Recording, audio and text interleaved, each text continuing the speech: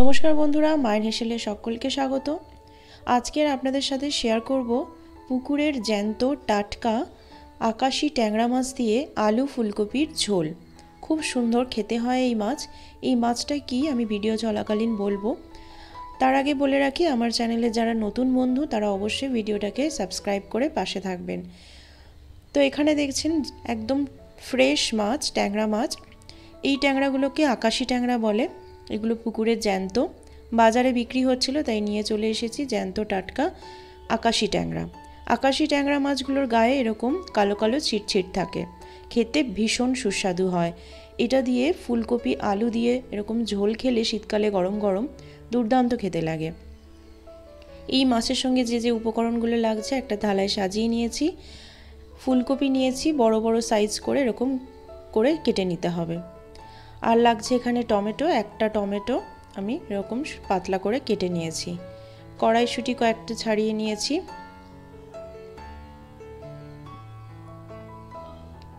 আর লাগছে এখানে কয়েকটা চেরা কাঁচা লঙ্কা। ঝোলটা একটু ঝালঝাল করব তাই অনেকগুলোই চেরা কাঁচা লঙ্কা নিয়েছি। আর এখানে আদা আর জিরে শিলে বেটে নিয়েছি। একটাই আলু নিয়েছি, লম্বা করে পিস করে কেটে নিয়েছি। তো চলুন রান্নাটা শুরু করি। কড়া বসিয়ে দিয়েছি, কড়া গরম হয়ে গেলে দিয়ে দিলাম সর্ষের তেল। সর্ষের তেলটা গরম হয়ে গেলে ট্যাংরা মাছগুলো নুন হলুদ মাখিয়ে নেব, মাখিয়ে ভেজে নেব।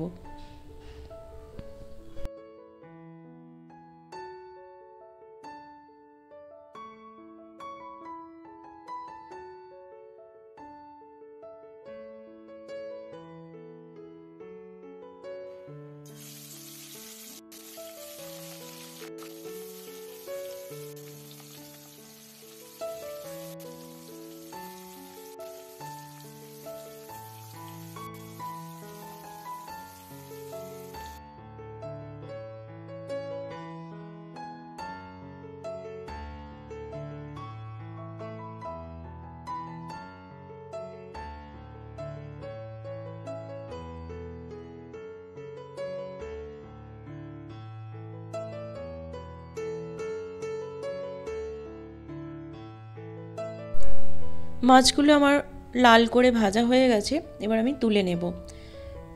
এরকম জ্যান্ত মাছ ভাজার সময় খুব সুন্দর একটা গন্ধ বেরোয়। তো মাছগুলো তুলে নিয়েছি। ওই তেলে দিয়ে দিলাম 5 ফোড়ন আর তেজপাতা। 5 ফোড়নটা একটু লাল হয়ে গেলে আমি প্রথমে কপিগুলো ভেজে নেব।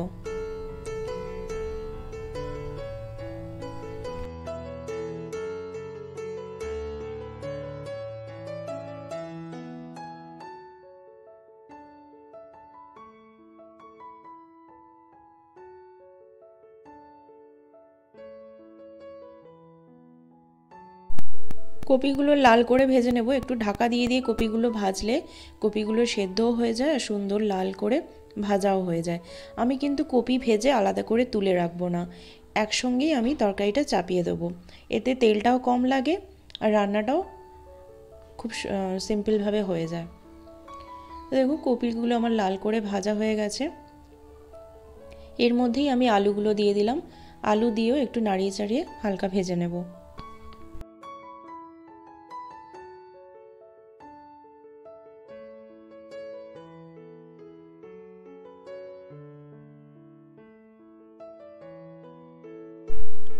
আলু আর কপিটা আমার ভাজা হয়ে গেছে। এই সময় আমি চেরা কাঁচা লঙ্কাগুলো দিয়ে দিলাম আর টমেটো কুচিটাও দিয়ে দিলাম, দিয়ে একটু নাড়িয়ে নেব।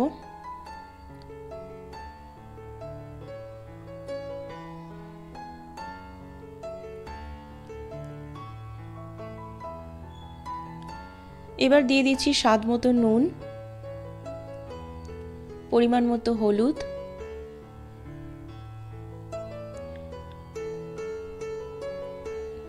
সামান্য একটু গুঁড়ো জিরে দিয়ে দিলাম। যেহেতু আদার সঙ্গে জিরে বাটা আছে তাই একটু গুঁড়ো জিরে দিলাম। একটা বাতাসা দিয়ে দিলাম, হাফ চামচ চিনি দিতে পারেন।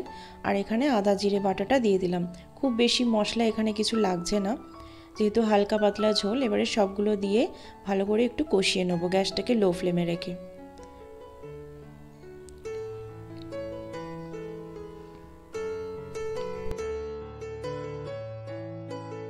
তো মশলাটা যখন কষানো হয়ে যাবে আমি এই সময় জল দিয়ে দিলাম, নর্মাল জল, ঠান্ডা জল। যেহেতু আমি ঝোল করছি সেহেতু জলের পরিমাণটা একটু বেশি লাগবে। আপনারা যেরকম ঝোল খাবেন সেই অনুপাতে জল দেবেন। তো এটা ঝোল ঝোল হবে তাই একটু জলটা বেশি দিলাম। এবারে জলটা দিয়ে ঢাকা দিয়ে দেবো সেদ্ধ করতে। এর আগে কড়াইশুঁটিগুলো দিয়ে দিলাম। কড়াইশুঁটি দিয়ে ভাজবেন না মশলা, তাহলে কড়াইশুঁটিগুলো চুপসে যাবে। তাই কড়াইশুঁটিগুলো সবসময় লাস্টে দেবেন, গোটা গোটা থাকবে, দেখতেও ভালো লাগবে, মুখে পড়লেও ভালো লাগবে। তো একটু ঢাকা দিয়ে দিয়েছিলাম 5 মিনিটের জন্য। সবজিগুলো আমার সেদ্ধ হয়েছে কিনা একটু চেক করে নেব।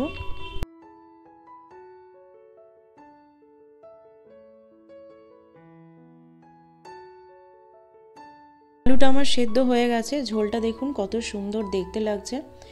যখন সবজি একদম সেদ্ধ হয়ে যাবে সবার শেষে ভাজা মাছগুলো অ্যাড করবেন। এর আগেও রেসিপিতে আমি বলেছি ভাজা মাছ সবসময় ঝোল হয়ে যাওয়ার শেষে অ্যাড করবেন, যখন সবজিগুলো সেদ্ধ হয়ে যাবে।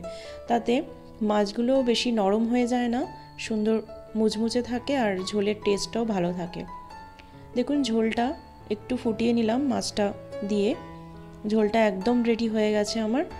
দেখেই বুঝতে পারছেন যে খেতে কতটা টেস্টি হয়েছিল বা হবে। বাড়িতে এইরকমই জ্যান্ত যে কোনো ট্যাংরা মাছ দিয়ে ফুলকপি আলুর এরম ঝোল করে খাবেন, দুর্দান্ত খেতে লাগে। তো আমার এই রেসিপিটা যদি ভালো লেগে থাকে অবশ্যই করে একটা লাইক করবেন, শেয়ার করবেন, কমেন্টের মাধ্যমে জানাবেন আপনাদের কেমন লাগলো, বা এই ট্যাংরা মাছ দিয়ে আর কোন রেসিপি করলে ভালো লাগবে আপনারা অবশ্যই জানাবেন। আর ডেসক্রিপশন বক্সে আমি আরও অনেক মাছের রেসিপির লিঙ্ক দিয়ে দেবো, মাছের ঝোলের রেসিপির, আপনারা অবশ্যই চেক করবেন। আর সাবস্ক্রাইব করতে ভুলবেন না, পাশে থাকা বেল আইকনটা টিপে দেবেন যাতে পরবর্তীকালে আরও অনেক নতুন নতুন রেসিপি আপনাদের সঙ্গে শেয়ার করতে পারি। তো ভালো থাকবেন, সুস্থ থাকবেন।